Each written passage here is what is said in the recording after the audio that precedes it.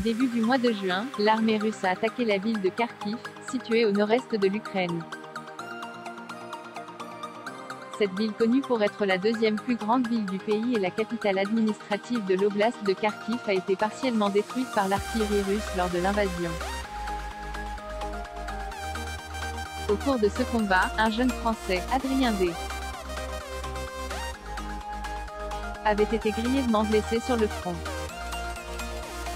Évacué dans un hôpital de campagne près de Kharkiv, celui qui était un combattant membre de la Légion internationale avait été placé dans le coma.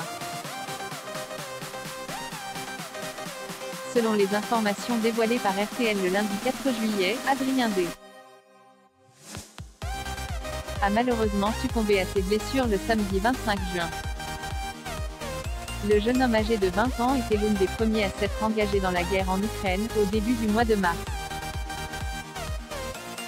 Adrien D. est le deuxième combattant français à mourir en Ukraine après la mort du jeune Français, Damien Magrou, le porte-parole de la Légion internationale pour la défense de l'Ukraine, a tenu à saluer le courage et la bravoure d'Adrien D. Le combattant français est le deuxième à succomber à une attaque de l'armée de Vladimir Poutine.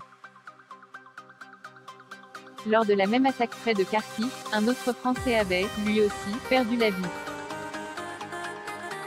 Il s'agissait de William Blériot, tué le 1er juin.